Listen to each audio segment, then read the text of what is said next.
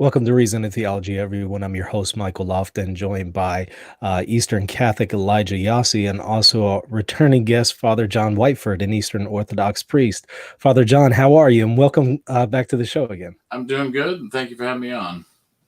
Yeah, I'm excited about this because this is a topic that you see a lot in internet circles when it comes to Catholicism and Eastern Orthodoxy. And that is, of course, we're discussing original sin, particularly in the Eastern Orthodox thought and confessions and so on and so forth. So, Father, if you don't mind, perhaps just explain to us what exactly is original sin, and what is the Eastern Orthodox position on this matter?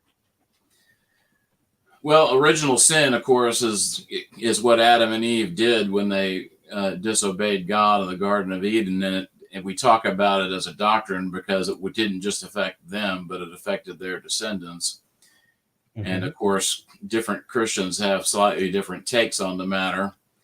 You have Calvinists that would say that you inherit guilt as a result of the fall, and that God justly would condemn even an infant that had never done anything voluntarily on their own to an eternity in hell. The Orthodox don't believe that. And you also have Orthodox that will say we don't believe in original sin, which is also not true. The Council of Carthage specifically affirmed the teaching of original sin, and that's one of the councils that the Sixth Ecumenical Council specifically endorsed, even though it was a local council. And so it's a local council with ecumenical authority. And so we certainly do believe in original sin. But what we believe is that as a result of the fall, we are all born with a inclination to sin, that the image of God is marred but not destroyed as a result of the fall. And that unlike Adam before the fall, we don't have an inclination to holiness, we have an inclination to sin. And church teaching would have it that the Virgin Mary and St. John the Baptist would be two examples of people that never engaged in at least intentional sin, but that most people, if they've lived long enough, have committed voluntary sins as well. But we believe that it's your voluntary sins that you're actually held accountable for in terms of the final judgment. Okay. Now, you did mention something there about infants not being subject to any kind of guilt or eternal punishment is what it sounded like. But of course, my question is going to be from the Confession of Dositheus. What is your take on that? Because at least some Eastern Orthodox hold to it, and it explicitly notes that infants are subject to eternal punishment. So what's your take on that, council? Well, that council is one of the pan-Orthodox councils that we consider to be authoritative, but we don't hold it up on the same level as the ecumenical councils, the 7 ecumenical councils. And so as far as I know, no one's ever asserted that it was infallible. And I was reading through that today, and it'd be nice, I don't have access to one if such a text exists, but it would be nice to read some scholarly commentary by an Orthodox scholar who would be talking about the original text and exactly what it means, because the translation that we have is a fairly old English translation. There's a touched up version online that's actually posted by my Old Testament professor from college, Dennis Bratcher, and he certainly knows Greek, and I'm sure he compared it with the Greek text that he had, but he was probably using the Greek text that's in the Confessions of or the Creeds of Christendom that was published by Schaff. Mm-hmm. And so anyway, when I looked at that text, I'm not entirely convinced that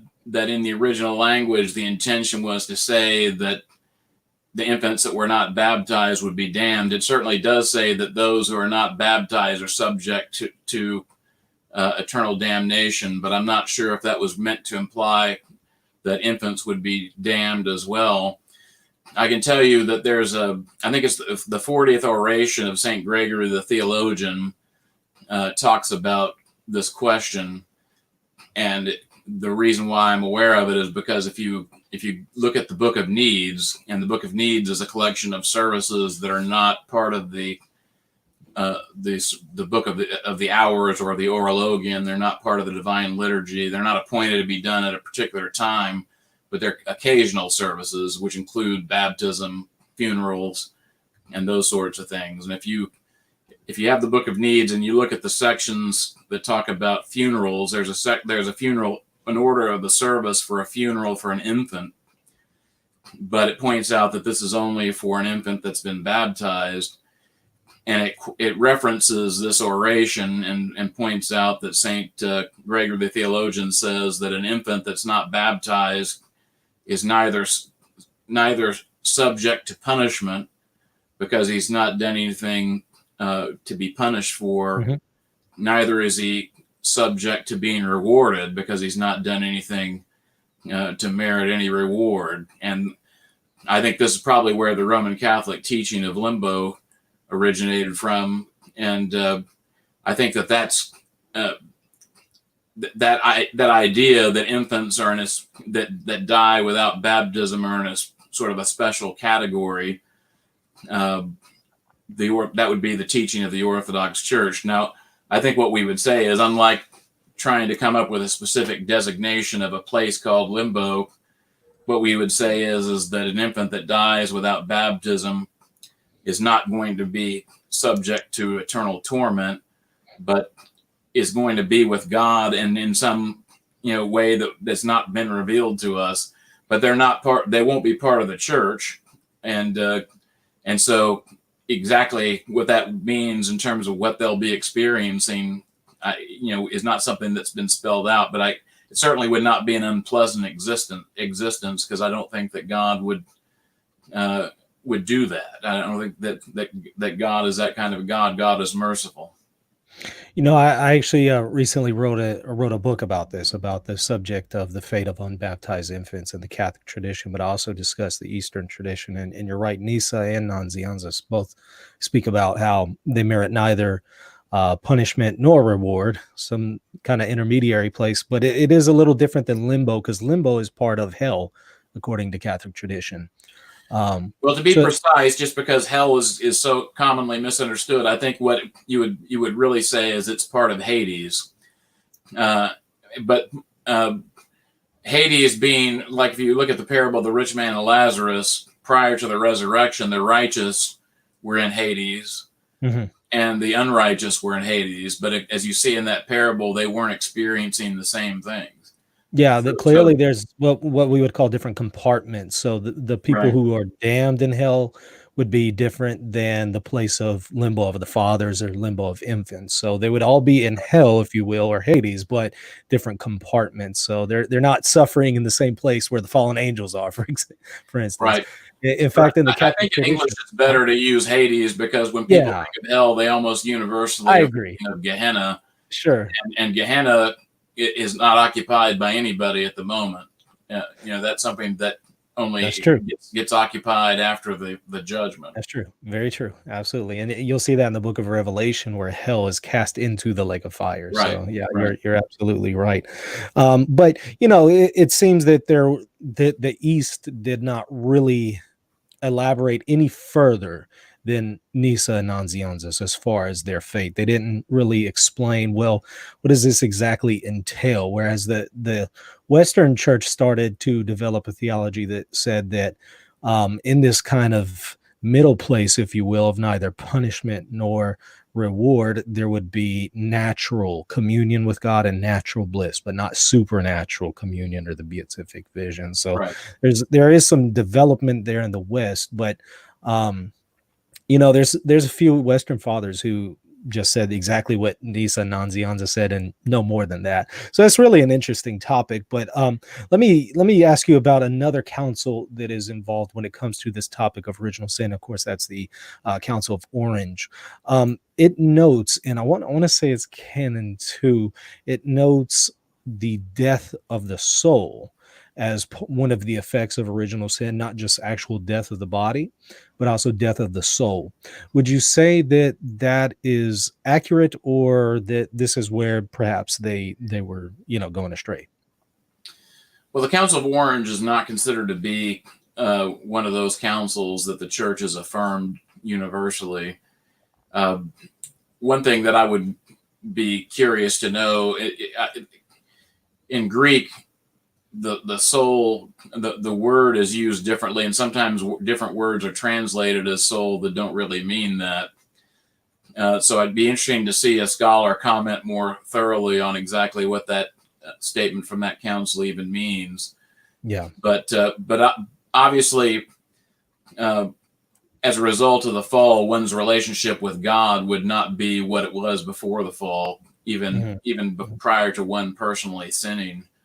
And so there would certainly, you could say that the soul was dead in some sense, I suppose, but I don't think that that would mean that it would be dead in the sense of an eternity without having a soul or something like that. Sure. Yeah.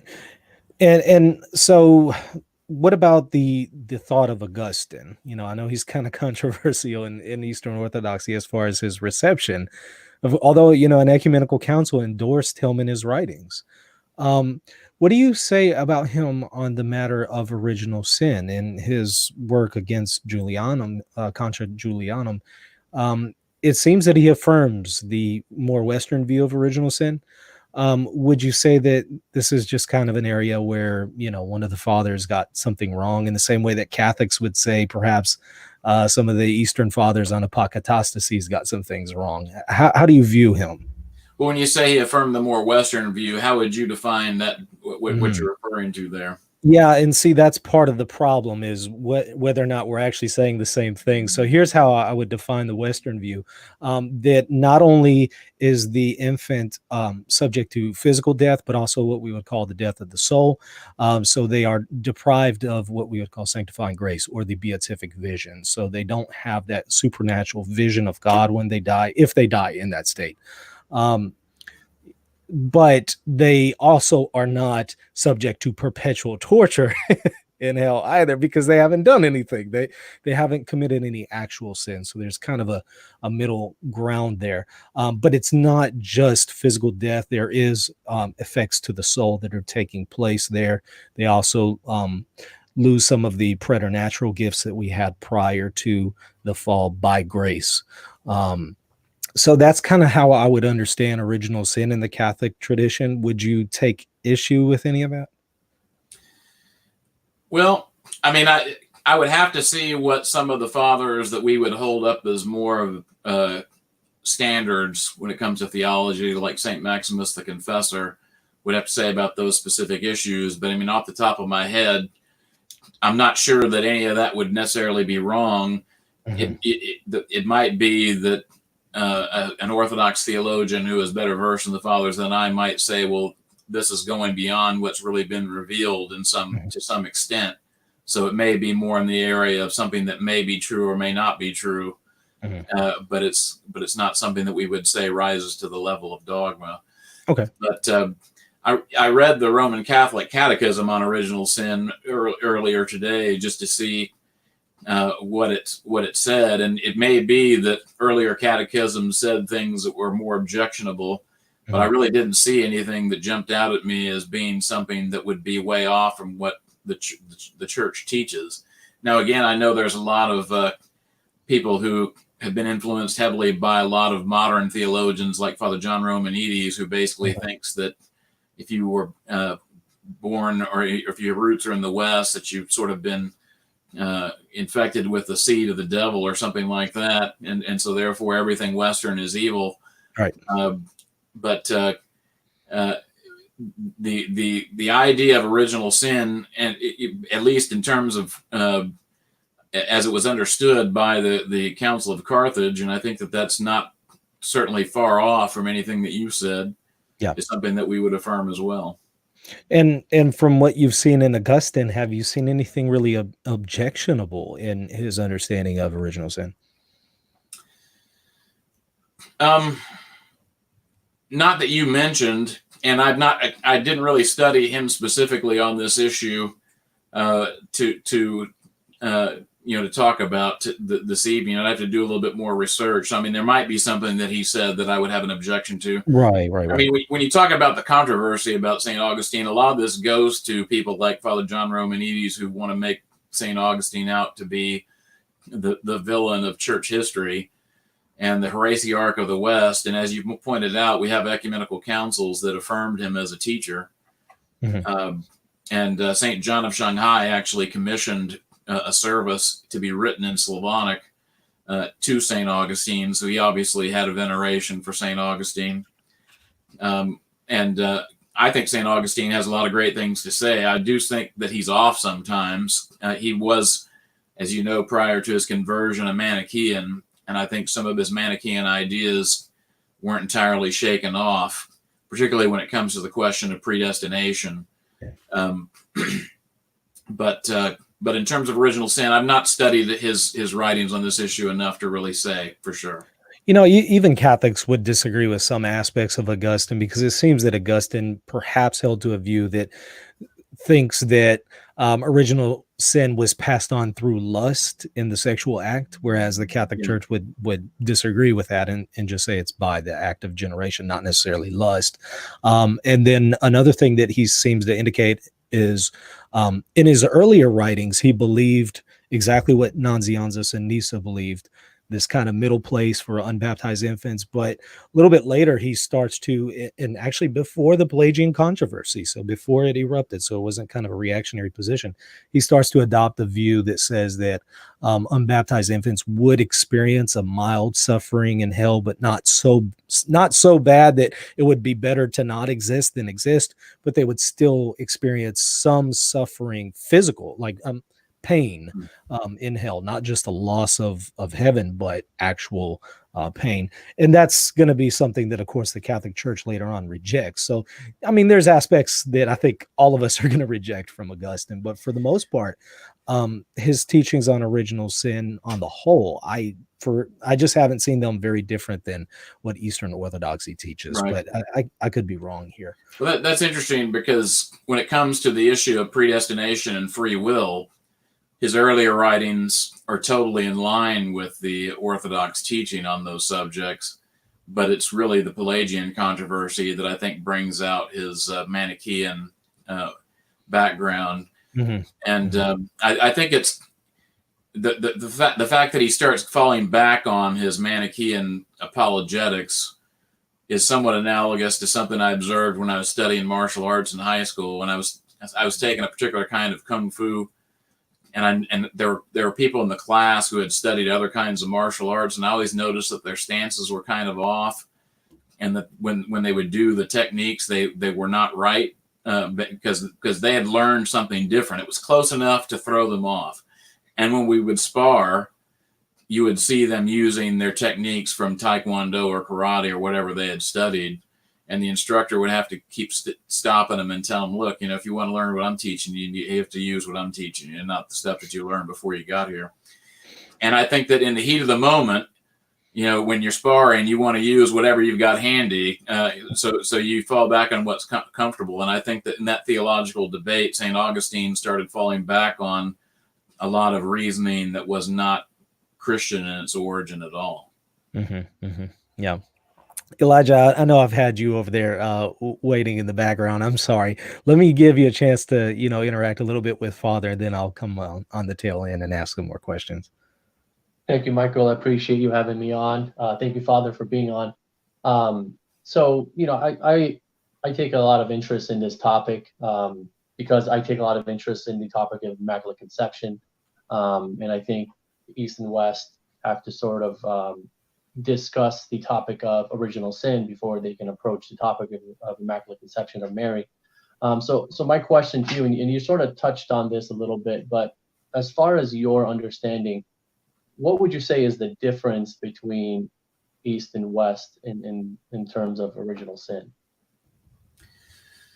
Well, it depends, because I think there is a strain of thought that that Michael alluded to that has its root in St. Augustine, that infants suffer in hell in a way that the the Orthodox have not accepted.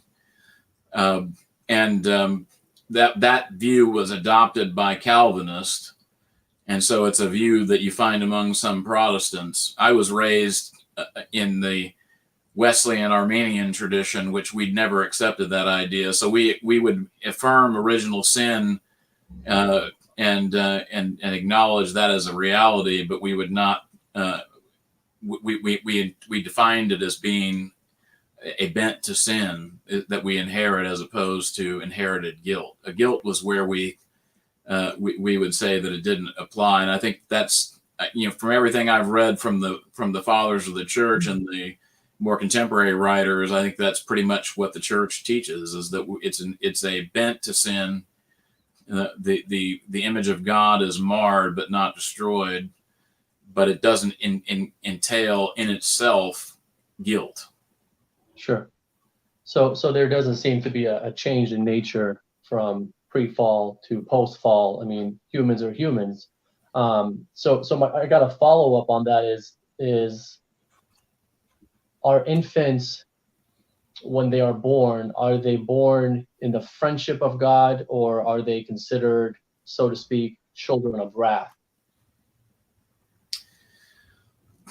Well, I mean, I suppose you could say that they're probably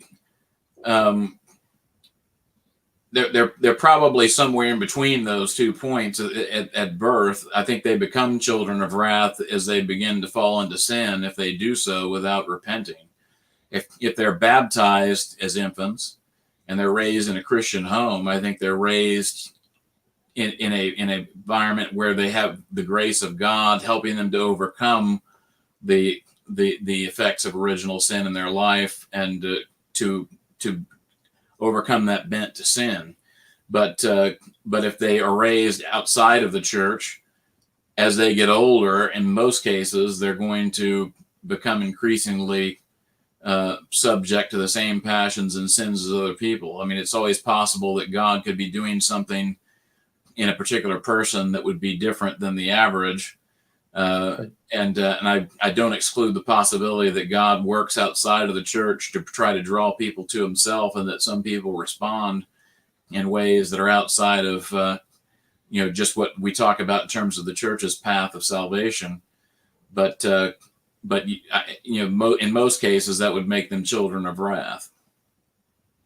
Okay, that makes sense. So, I mean, I think that's what the West, when I say West, I mean Roman Catholicism would say, is that when children are born, infants are born, they're born without that original holiness that Adam and Eve enjoyed prior to the fall.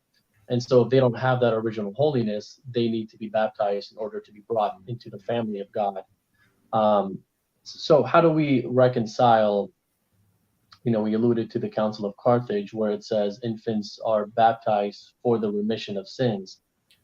What does that mean to the East?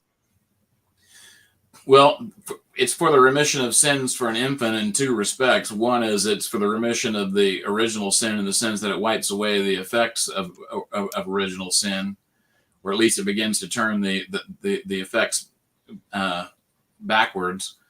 But also it's for the remission of any sins that they would commit in the future, because if they commit a sin and they repent, they have the grace of God available to them in the sacraments of the church. Makes sense. Okay. I'll wait if Michael has more questions, but I'll ask mine later on. Father, you mentioned, I guess you pronounce them Romanides. How did you pronounce them? Romanides is how I always heard it. Yeah. So could you maybe explain perhaps what was his understanding of original sin, and why would you maybe disagree with some parts of it? Because it sounds like you disagreed a little bit. Well, he makes a big issue of it not being original sin, but the ancestral sin. And I think that's, making a whole lot of an issue out of a phrase that is actually endorsed by a council with ecumenical weight. And so I don't think there's really any basis. It's a distinction without a difference. And I think the reason why he makes it Is that the difference between original sin and hereditary sin? Well, he tries to make, by emphasizing that we use the phrase ancestral sin, which you find that phrase being used in many of the fathers, that he's trying to draw this big distinction. And I think that he generally sees the Western view as being the idea of inherited guilt, as well as this bent to sin, whereas in the Orthodox Church we would say it's the bent and not the guilt.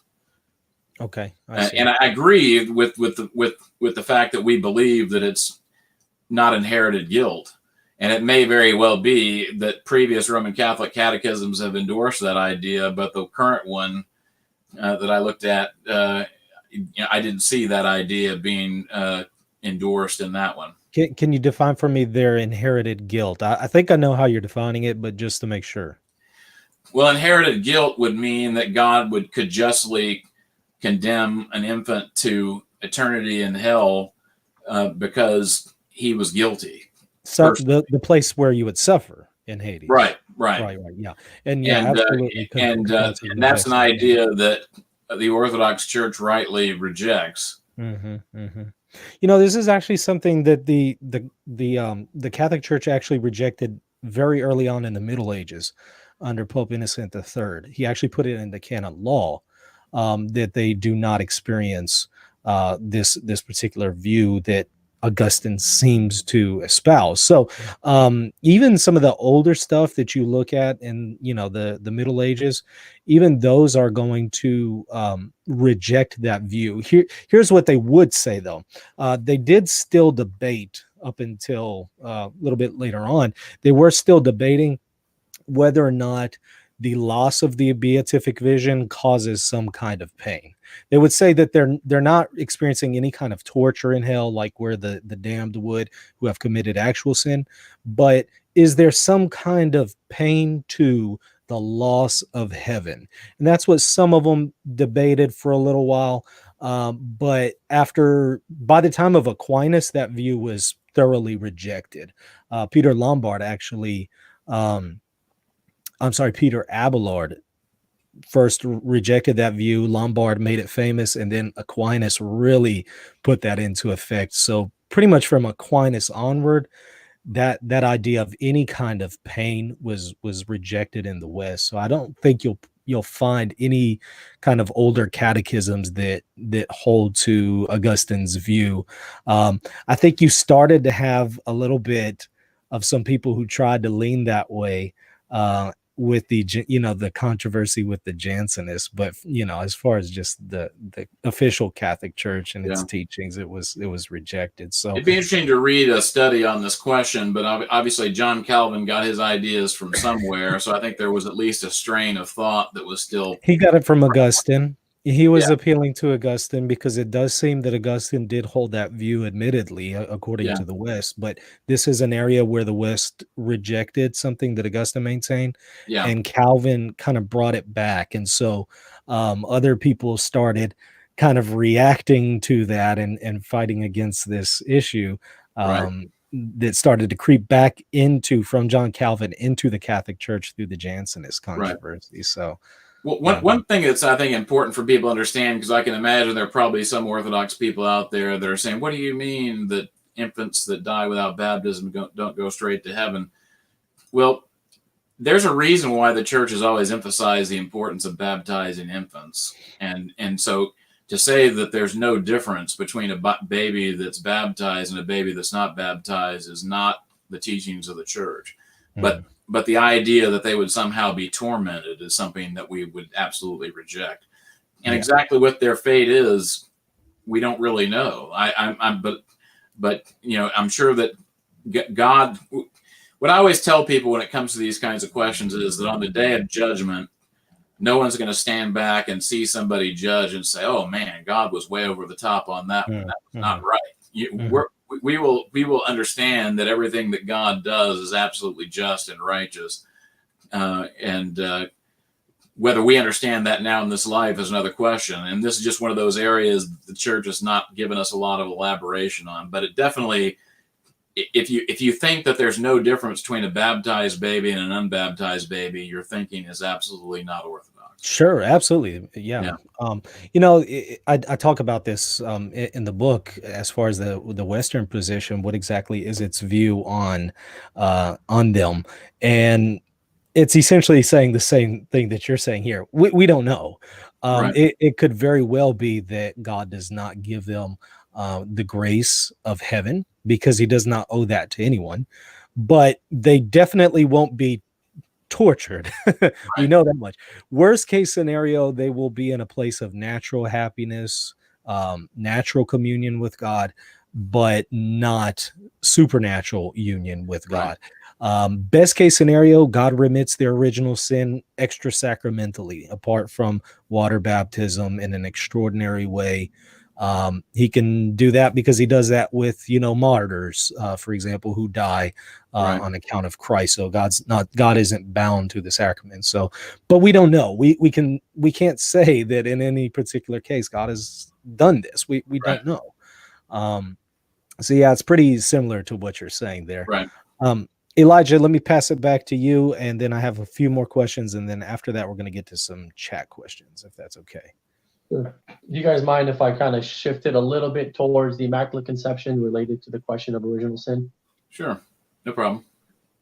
So what you're saying, I mean, you're saying there's a difference between an unbaptized infant and a baptized infant. So when an infant is baptized, we would all say that they come into the friendship of God, and they have that original holiness that Adam and Eve enjoyed.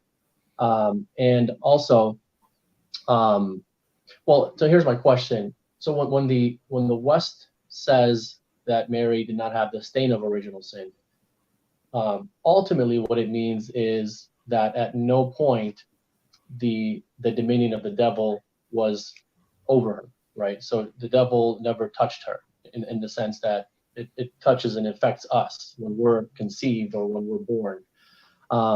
So would the East have an issue with saying that when Mary was conceived, she was conceived in that original state of holiness because of her predestined role as divine maternity?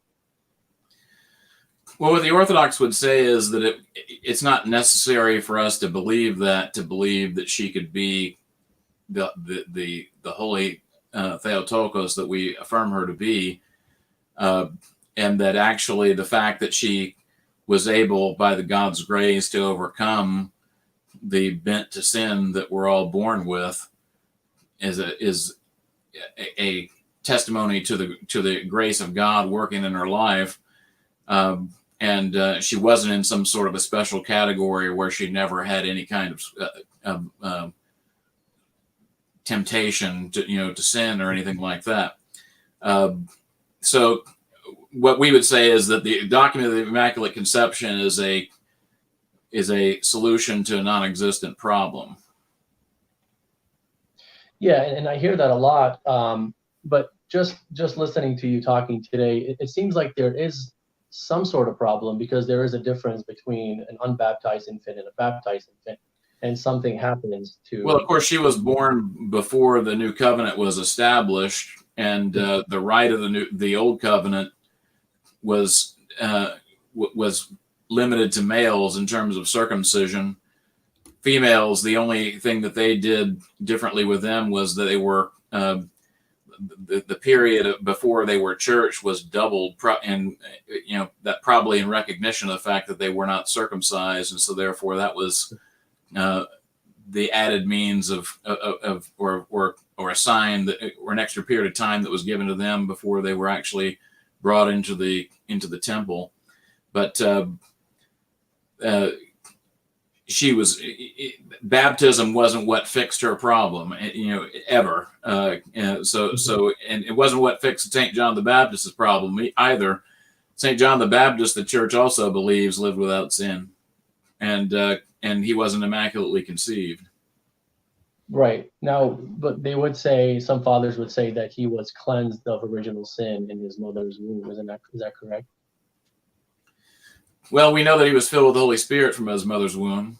And I would say that whether that was true of the Virgin Mary or not isn't specifically revealed in Scripture, but it's certainly possible. Sure, that makes sense.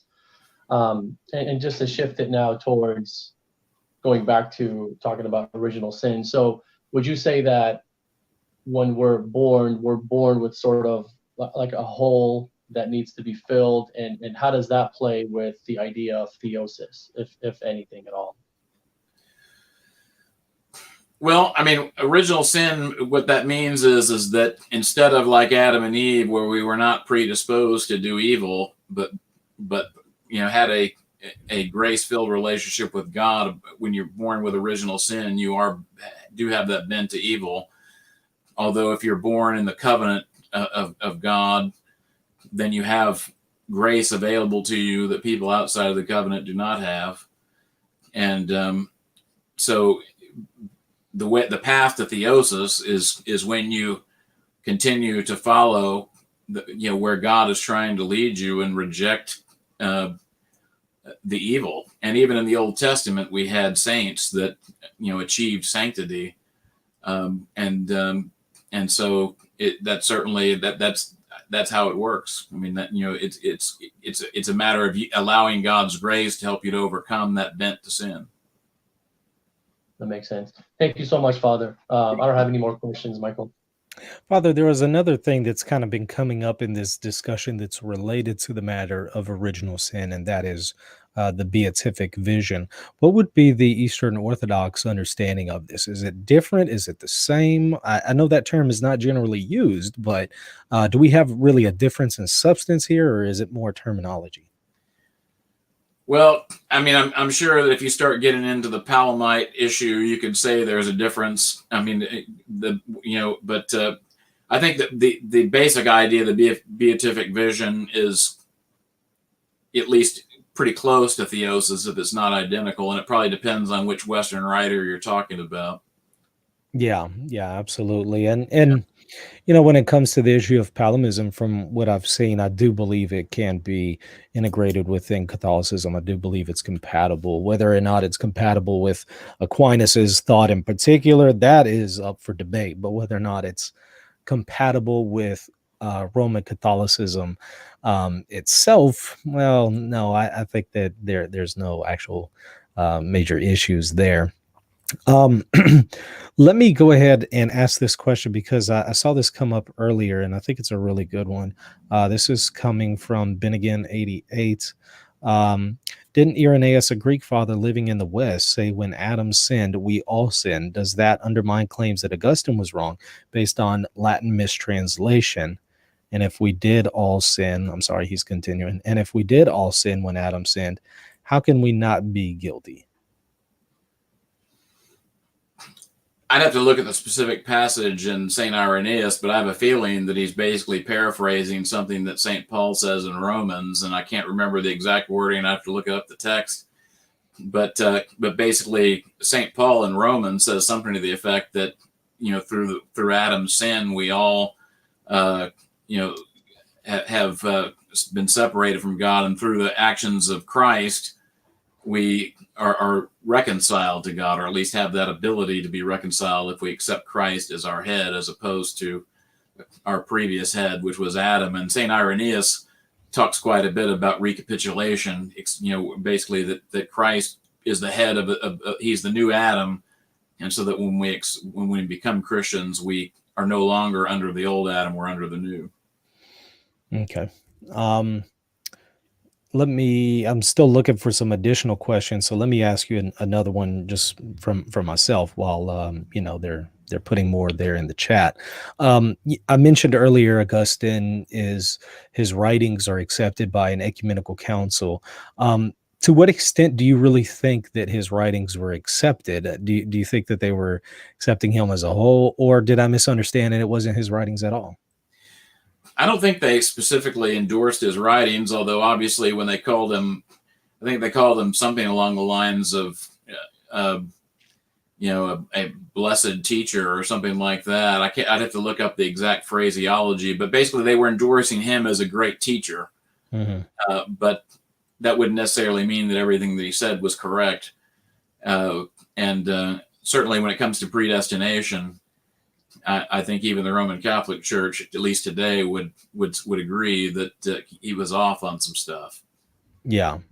Another one of the questions that I was curious about is we've been talking about some of the differences between what the West adopted versus what Augustine taught, but could you maybe speak about, are there any other differences that you've perhaps noticed between the Eastern view and the Western view, putting aside Augustine, of course? In terms of original sin, Original sin, that's right.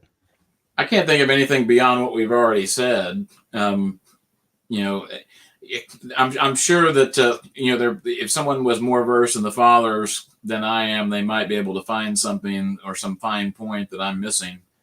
But I think that as long as you understand original sin as not entailing guilt and not necessarily resulting in people who've never committed personal sins going to hell for all eternity, but you see it as an inclination to sin, I think that's pretty much what the church teaches. Now, earlier you kind of mentioned that the Council of Orange is not necessarily received in the Eastern tradition. Now, of course, at the time the Orange took place, of course, Rome was in communion. I believe at that time Rome was in communion with the Eastern churches. Now, of course, with the understanding of reception, this teaching was received by the Western local churches. Since it was received by the local Western churches, that was in communion with the East, would it be fair to say that by extension, this was received not necessarily directly, but it's kind of has this indirect approbation for the Eastern churches because of course, it was received by a church in communion with the Eastern churches at the time. Well, there are a number of Western councils that were endorsed by the Sixth Ecumenical Council, but that wasn't one of them. And so that doesn't mean that everything that council said was wrong. It just means that the church has not said that it's infallible, that it's on the same level as an ecumenical council. And so I would say that it would depend on what the Council of Orange said, and there probably are many things that said that were absolutely right, and some things that we would take some issues with. You mentioned an interesting term there, infallible. Could you maybe just elaborate on the? I know it's kind of alongside of what we're discussing, but could you maybe explain the Eastern Orthodox understanding of conciliar infallibility in relation to what we're discussing? Well, you find many fathers and also later saints affirming the ecumenical councils as being infallible, which means that their teachings are absolutely correct, and that you can't say, well, I like this part of that council, but I don't like that part of that council. And so there are many councils that were convened in the history of the church that probably said mostly true things. And if you cite them, it would have, some relative authority, perhaps. But if they're one of these councils that was endorsed by the ecumenical councils or one of the 7 ecumenical councils, that puts them in a different category.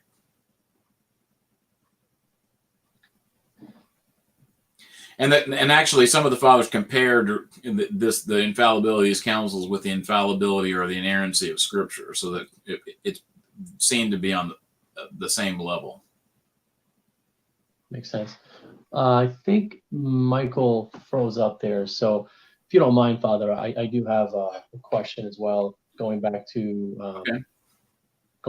death of the soul versus death of the body. So when the fathers talk about original sin causing death, are they talking about physical death, spiritual death, or both? Well, when you talk about Adam himself, it's both. But spiritual death basically meaning a severing of a relationship with God on some level. The connection that Adam had before the fall was no longer as it was, although it was reparable, but not as there was definitely a barrier in terms of their relationship. So when you're talking about an infant has this inclination to sin, but has not committed any personal sin. And so I think that's not quite the same as Adam's state after his personal sin. but that child's born with an inclination to follow Adam's example. Right. And I think that inclination to sin, wouldn't you say that puts the infant or what have you, wouldn't you say that puts them in a different category? And I think that's what the West is saying when it uses, in the past, when it uses the word guilt. It's that inclination to sin, and it's that state that they're in that makes them, it's for lack of a better word, guilty, because of their state. Is that compatible with the East at all? Or? I would say no, because when you say that an infant is guilty, to be guilty, one has to have something to be guilty of. And, the scriptures make it very clear that, a person doesn't go to hell because of the sins of their father.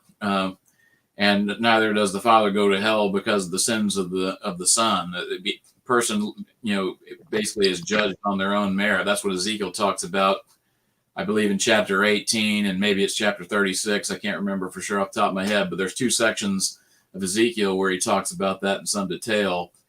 And right. And so there can't be any guilt without any personal sin. Now, when a person gets to the point where they're able to sin, then they actually have the guilt that goes with the sin, not just the inclination. That makes sense. So I do have some chat questions here, if you don't mind, Father. Sure. So this is coming from Gregory. He says, since the councils of reunion never made an issue of original sin, why do we need to make a dividing point out of it? It is a doctrine that we basically agree on. Well, I wouldn't use those councils as being any kind of a measure of right or wrong, but I think that there's more agreement on those issues and there's disagreement, and probably they were focused on the bigger issues when they were having these councils, but the Orthodox don't look very favorably upon those councils or their results, so we wouldn't say that that's a standard to judge anything by. Sorry, y'all, that I lost connection there. Oddly enough, my internet was working, but it wouldn't let me in StreamYard. Did y'all happen to get some of the chat questions? Yeah, we got to one. It was Gregory's question on the reunion. Why are we making a big deal out of his doctrine if we all agree on it, basically? Yeah, and that's kind of one of the things that I was going to try to get you to perhaps elaborate a little bit further on. Why do you think that this is such a big issue in the blogosphere and internet wars? Why is this such a major issue there, whereas in reality it doesn't seem like there's really a big deal here? Well, I think it's probably more of an issue than it would otherwise be, because you have people in the Father John Romanides school of thought that have seen it as being a bigger issue. But I think that Father John Romanides said a lot of good things, and he's certainly worth reading. But I think that his idea that everything in the East was good and everything in the West was bad, and some of his almost conspiratorial views of church history are a bit over the top, and so I don't think that he should be taken as the measure of orthodoxy. I would say that he's somebody that you ought to read, but you ought to look at what the fathers and the saints of the church have to say primarily. We've been hearing a lot of those lately, and I'm sure you've come across some of this. For example, that Roman Catholicism leads to atheism. Some of these kind of conspiracy views. I don't know what's your take on some of these things. Well, I wouldn't say that there's like a direct. I don't know that you can blame atheism on Roman Catholicism. I would say that, particularly as after I'd say even going back to medieval scholasticism, you have the roots of thinking that start to develop into what you now have as secularism and atheism. Mm-hmm. Interestingly, there's a really good book by Scott Hahn, and he co-wrote it with another guy whose name begins with a W, whose name escapes me, but it's called Politicizing the Bible. Mm-hmm. I read that. It's a pretty hefty tome, and it meticulously traces the roots of Protestant, the Protestant view of Scripture, and it goes back to I think it's the name's escaping me at the moment. Is it Occam? That's right. Mm-hmm. And interestingly, there's another book, not by an Orthodox writer. It's Ideas Have Consequences. And R.C. Sproul. No, this is not R.C. Sproul. Let me see. That's the other one. Yeah, because there's another one. Yeah, I forget who's Richard Weaver. Ideas Have Consequences, and he basically traces the ills of Western thinking back to the nominalist versus realist controversy, and says that when the West embraced nominalism, it set up a chain of events that inevitably led us to where we are now. And I would agree with that it does go back to Occam and nominalism. But of course, the Catholic Church rejects the nominalist position. So when they make this claim, it seems a little outrageous because they're saying Catholicism necessarily leads to atheism, whereas no, some of the traditions in the West would lead to it, but the Catholic Church has rejected them. Right. And so, I mean, you could say that, some of the teachings of the Roman Catholic Church, like papal infallibility, maybe lead people to atheism in the sense that they see that as a contradiction with what they observe in history. But there are traditional trends in Roman Catholicism throughout history that at least an Orthodox person can sympathize with. And there were people who were opposing these kinds of trends, but once you get, certainly at the time of the Protestant Reformation and then the Enlightenment, the West embraced ideas that lead us to the secular worldview that we have now. Sure. And the Roman Catholic Church stood very firmly against a lot of those trends up until really Vatican II. Right. But since Vatican II, if you talk about the subject of Scott Hahn's book that I mentioned, they've essentially embraced Protestant historical criticism whole hog, and you increasingly have Roman Catholic theologians that say more and more outrageous things that make you wonder why they even bother going to church on Sunday morning, and don't just stay home and drink a cup of coffee and read the paper. Yeah, because if I believed what they believed, I wouldn't be wasting my time with church. Why even go to church? It's useless. Right. Yeah, and that's one of the problems and one of the critiques of Vatican II is what it tried to do is this thought experiment of how can we still maintain the faith, maintain our view in God, our understanding, all of the definitive teachings, and yet still adapt it to the modern world in light of the Enlightenment and French Revolution. And so how can we mix this thought with the Catholic Church? I think it's completely, it has failed. It's shown to be a failed experiment, and we need to just go ahead and abandon it now. And it's a cautionary tale for Orthodox people who are inclined to listen to modernist Orthodox voices these days, because prior to Vatican II, you had people said, look, we've had people who've left the church, and if we just open up the doors of the church, right, and let some fresh air in, all these people will come back.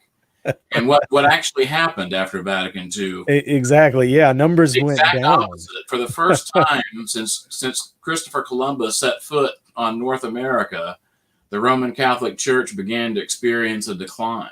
Yeah, it went down significantly. And it's really the only thing that's kept the United States Roman Catholic Church's numbers up is immigration. They're losing their people at a very fast rate, and any Orthodox people that think that emulating that is going to have a different effect, you're insane, because you're thinking if you keep doing the same thing over and over again, you're going to get a different result, which is the classic definition of insanity. It's not going to work. I've seen some Orthodox theologians say the exact same things that people were saying at Vatican II. And I think it's deliberate. I think they're just reading those theologians and they want this result. They want a liberalism in the church. Oh, yeah. They probably would not want the results of people leaving the church. No, but they want the liberalism. But they want the liberalism, and many of them have been schooled in Roman Catholic context where they've been taught that this is all good stuff. If you read, there's a lot of things Father Alexander Schmemann wrote that are very good and orthodox. But if you read his Introduction to Liturgical Theology, it's got Vatican II written all over it. Mm-hmm. And Father Alexander Schmemann, personally, I'm told, was very conservative in terms of his own liturgical practice, but he started, at least theoretically, talking about doing things to the services that were not a whole lot unlike Vatican II, and a lot of his students have taken that and ran with it. And so you've got some real crazy stuff going on, though compared to what goes on in the Roman Catholic Church, it's small potatoes, but it's still stuff that's pretty bad. And if it's allowed to continue, will just continue to get worse until we've got, priests dressed like clowns riding a hoverboard into the church. That's where it ends up. So that's where you want to be. I hope that never happens.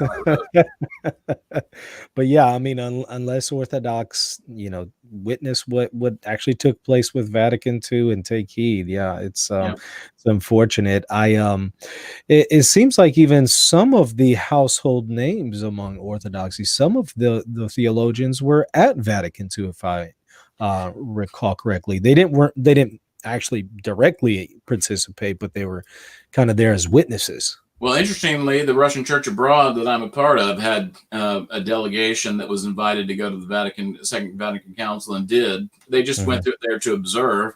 Right. They didn't come away favorably impressed. Right.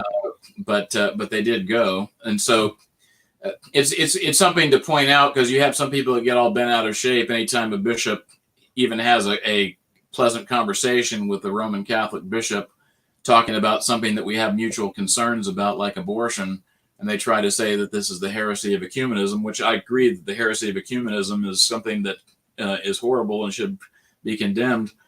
But just trying to have decent relationships with people who are Christians is not that.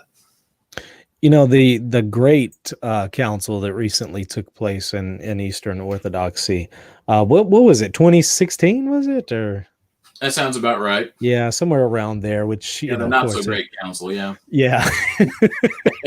That really resulted in nothing. What was it? Callistus Ware, who he's quoting a Latin expression, but he says, the mountains are moving in labor and out comes a ridiculous mouse. In other words, there's all this hoopla and the result was absolutely nothing. So it was very disappointing, and unfortunately it foreshadowed or it shined a light on some issues within Orthodoxy that have only become more and more clear since the ecumenical patriarch decided to insert himself into the Russian church's life and establish a parasynagogue in Ukraine.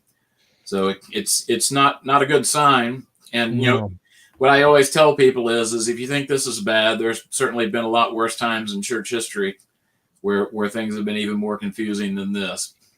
I bring it up because I remember reading the documents, some of the preparatory documents, but actually the actual documents too that were received later on. And it was very reminiscent of material that I see from Vatican II and post-Vatican II. So I had that same exact impression. Unfortunately, and a lot of it, I imagine, probably came from the ecumenical patriarch, but I don't know for sure. Yeah.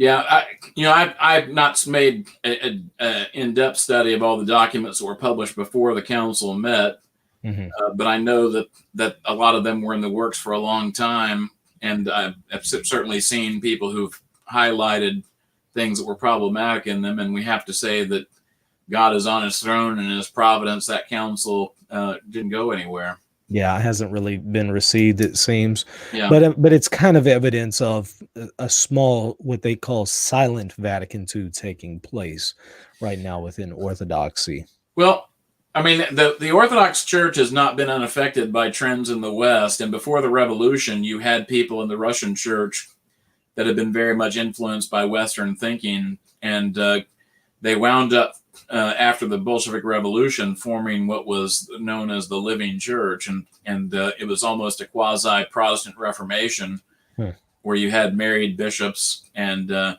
people who wanted to shorten the services, get rid of most of the fast, and modernize all kinds of other things.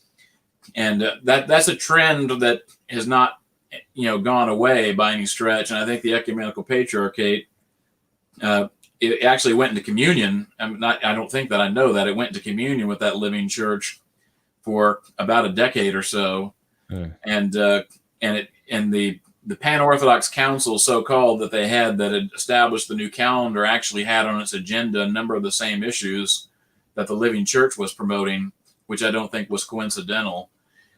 So this is something that is, sort of been, a snake in the grass that people who are Orthodox minded have had to keep their eyes out for quite some time now. Let me go to this chat question on original sin, if you don't mind.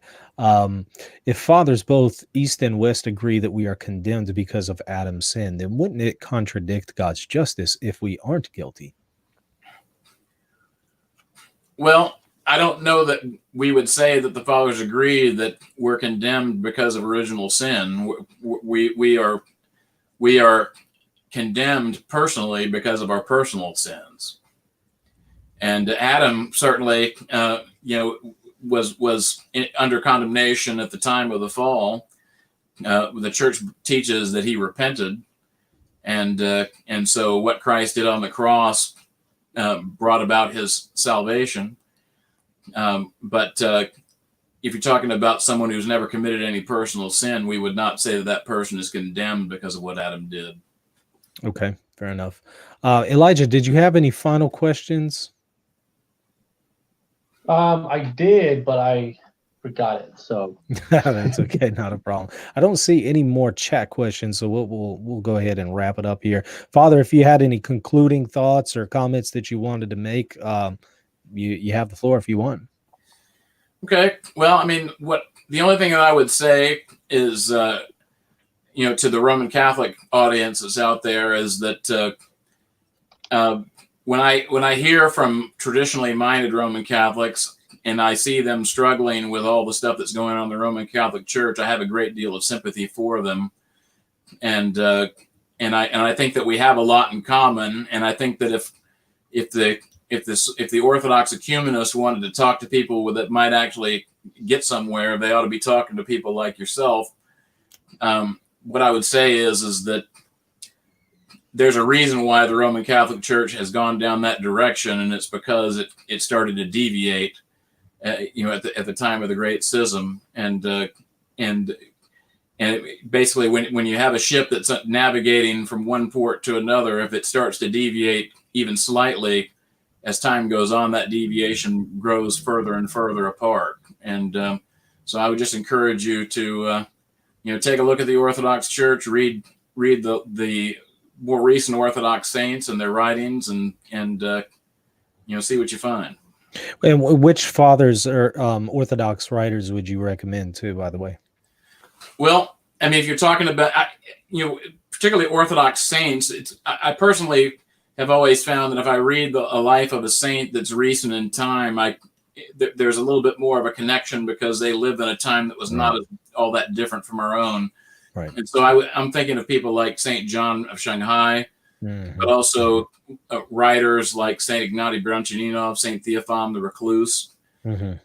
Even more recently than that, I've just read and started to reread the life of St. Paisius, the Athonite. He reposed, I believe it was in 1994, and it's just wonderful stuff. And so when you read someone who lived in a time when the internet was actually becoming a thing, and you see that they attained sanctity nevertheless, it really is encouraging that it's not impossible for us in our time. I know this is a really, really tough question, so feel free to pass on it if you want. I know that we cannot know that a person has, fought the good fight and ran the race well until after they die. But is there anybody that you would recommend today who seems to perhaps have that saintly aura to them, and that you would recommend to read or listen to? who's still alive, who's still fighting the good faith. We don't know how they will end up, but well, you know, there are a number of contemporaries that you know, there are Athonite elders, and many of them are held in very high esteem. We recently had the repose of the elder Ephraim, who has established many monasteries in the United States, but he is reposed now. One writer that I would recommend, I don't know him personally, and I can't say that he's living the life of an elder or anything like that, but he certainly has lived among elders, and that's Metropolitan Tikhon Shevchanov, who he wrote the book Everyday Saints, and that book is a beautiful book, incredibly well written. When I was reading it, it almost read like a book that had been written in English rather than a translation. It was very impressive, and it gives a window into what it was like to be a believer under the Soviets and how people struggled in different ways. There's a funny story about one of the abbots of the Skull of Caves monastery, who had been he was a Soviet veteran from World War II, and quite a few of the monks after World War II were also veterans. And there were occasions where he would basically try to throw the Soviets off one way by, maybe acting like he didn't quite know what they were asking, or, playing along with them up to a certain point. And then other times when they were being very threatening, he would go 180 degrees and start saying, we have dozens of monks that are Soviet veterans, and our caves are armed to the teeth. And if you do what you're saying you're going to do, I can't be held responsible for the consequences. So to get this window into how people struggled and how they overcame the kind of pressure that they had from the Soviet government was really beautiful. So that's a great text. And he's written a lot of other stuff too, but that's a great book to read. excellent. I imagine it's available on Amazon, or It's very easily available. I just saw when I was in Russia last year that it's translated into Chinese. So it's been translated into many languages. It's been in English for a while now. Nice. Okay. Well, Father, do you have a plug that you want to put in for any of your material here? I know you do some stuff with Ancient Faith Radio, but anything there, your website, anything you want to plug? Well, I have a podcast that basically consists of my sermons on Ancient Faith Radio, and I've got a blog. So if you Google my name, you'll find it. And I blog about all kinds of stuff. Lately, I've been blogging about how to do services when you can't go to church. Yeah. Fortunately, it looks like next weekend our parish won't be in that situation anymore, thanks to Governor Abbott and a new directive from our bishop. Excellent. But we've all been suffering with that, and many Orthodox Christians still are. So I'm going to keep posting services that people can do at home. Are you still doing Stump the Priest? I do. I have a file of questions that I need to get to, and what determines which questions would get answered and which ones sit there for a while. It depend on, one, of whether it's a hot question, right, and two, whether I have the time to really write a good answer. So I've gotten some good questions that I've let sit for a while just because I haven't had time to get to it, but I intend to try to answer them all. But yeah, that's a series that I do. Excellent. Well, again, Father, thank you so much for coming on. It's always a pleasure to have you. You're welcome. Thanks for having me on. Elijah, thank you too. Thank you, Michael, for having me on. Thank you, Father, for being on. Thank you. All right, everybody, thank you for watching. Please comment, like, subscribe, and share this on your social media.